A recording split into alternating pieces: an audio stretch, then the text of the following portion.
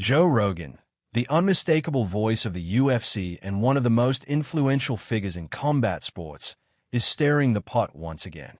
This time, Rogan is openly expressing his desire to see UFC heavyweights using performance-enhancing drugs, PEDs, again. That's right. Joe says he's sick of watching what he describes as fat heavyweights lumbering around the octagon. He longs for the days when fighters looked like action figures, shredded, terrifying, and elite. According to Rogan, everything changed when USADA entered the picture. One of his prime examples, Alistair Overeem. Rogan recalls Overeem's fight with Brock Lesnar when he walked out looking like a character from a video game, 260 pounds of chiseled muscle, striking fear into opponents. Back then, fans called him Ubereem. Once the drug testing ramped up, however, Rogan noted that Overeem had to tone things down. He still had world-class skill, but the superhuman aura? Gone. Rogan didn't mince words. I want fun. I don't want to see fat heavyweights just standing around. Get them back on the sauce. Whether you agree or not, it's another classic Joe Rogan hot take, and one that's got the MMA community talking. In another surprising moment, UFC interim heavyweight champ Tom Aspenol made headlines by arguing that MMA is actually safer than boxing. While MMA has a brutal image, thanks to ground and pound, elbows, and kicks, Aspenol claims the long-term effects in boxing are more dangerous. His main point? Repeated head trauma. Aspenol pointed out that in boxing, fighters can be concussed, given a 10 count, and then sent back in for more punishment. That kind of knockdown and concussion can happen 10 times in a 36-minute boxing match, he explained. In MMA, the referee usually steps in after a few significant shots, and the damage stops piling up. Aspenol also highlighted the hundreds of amateur bouts boxers often go through before even turning pro. MMA may look more violent on the surface, but the accumulation of trauma is less frequent over time. People think big gloves mean less damage. I think the opposite, he said. Alexander Volkov isn't happy, and is letting the world know it. The Russian heavyweight has been on a tear lately, earning dominant victories and putting himself in the title conversation. But with Jon Jones out due to injury, and no definitive date for his title unification bout with Tom Aspenol, Volkov feels stuck. Of course I have a negative opinion about the delay, he said. Time is running out.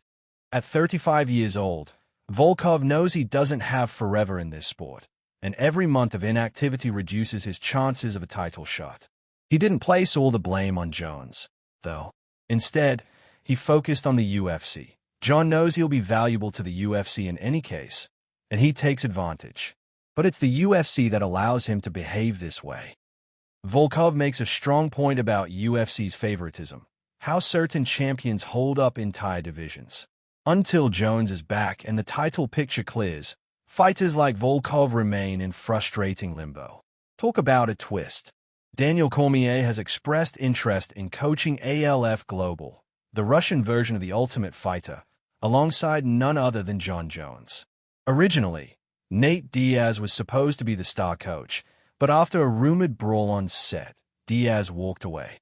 Jones stayed, and now the show's wild, chaotic environment is gaining traction.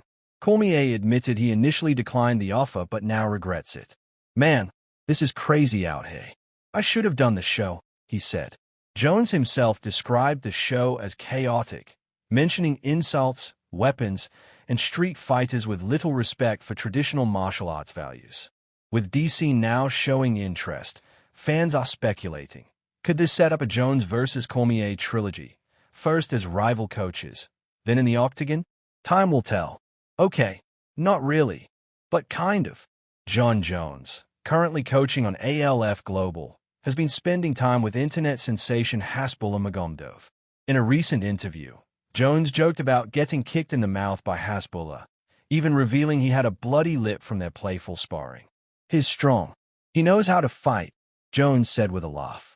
The bizarre visual of one of MMA's most feared fighters getting clowned by Hasbullah has fans all over social media cracking up.